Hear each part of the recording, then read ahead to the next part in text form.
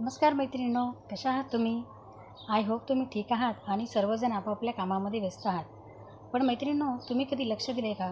आपल्या घरातील चिमुकली जशी जशी मोठी होतात तशी तशी ते आपल्या घरातील प्रत्येक व्यक्तीचं अनुकरण अगदी बारकाईने करतात व त्याचबरोबर त्याच्या अवतीभोवती असलेल्या प्रत्येक गोष्टी शिकण्याचा आणि बोलण्याचा प्रयत्न देखील करतात.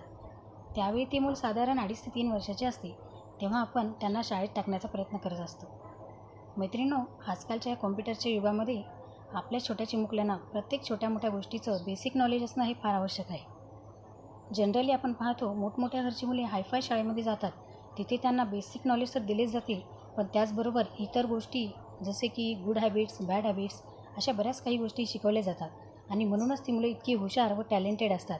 त्यांना पाहून आपल्यालाही वाटते की आपलंही मूल अशा शाळेत जायला पाहिजे. परंतु आजकालच्या या वाढत्या महागाईमुळे सामान्य माणसाला प्रायव्हेट स्कूल आणि मोठ्या शाळांचा खर्च झेपण्यासारखा नाही. मैत्रिणींनो, मी एका छोट्याशा खेडेगावामध्ये राहते व तेथील सर्वसामान्य माणसाच्या परिस्थितीशी मी अगदी परिचित आहे. तेथील लोक कसे आपले आयुष्य जगतात, कसे आपल्या मुलांना शाळेत पाठवतात व कशी परिस्थिती त्यांची असते हे मी अगदी जवळून पाहिलेलं आहे. आणि म्हणूनच मी असा विचार केला की ह्यामधलं जर थोडंसं बेसिक आपण आपल्या मुलांना घरीच शिकवलं तर म्हणजे अगदी पूर्ण म्हणत नाही आहे मी, पण छोट्या चिमुकल्यांना शिकवणं इतकं बेसिक तर आजकालच्या सर्वच मॉम्सला येते.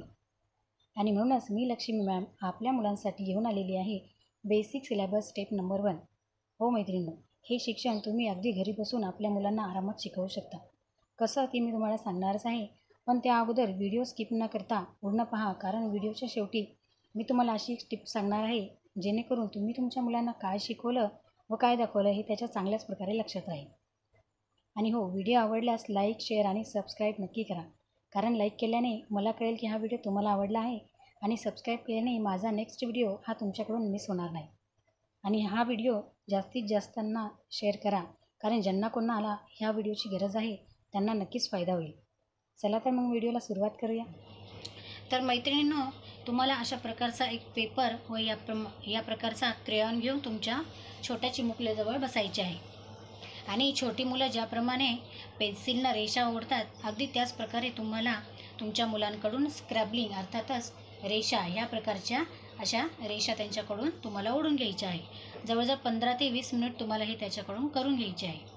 आता तुम्हाला प्रश्न पडला असेल की हे का बरं करावे? तर याने काय होईल की तुमच्या छोट्या मुलांना पेन्सिलचं होल्डिंग अशाप्रमाणे चांगलं करता येईल. पेन्सिलचं किंवा पेनचं होल्डिंग चांगल्या प्रकारे करता येईल आणि तेव्हाच आपण त्यांना रायटिंग द्यायला सुरुवात करूया. तर मैत्रिणींनो, आता ती वेळ झालेली आहे तुम्हाला टिप सांगण्याची. तर जेव्हा तुम्ही तुमच्या मुलांना एक क्रेयॉन द्याल तेव्हा तो क्रेयॉन कोणत्या रंगाचा आहे हे तुम्हाला त्याला पटवून द्यायचे आहे.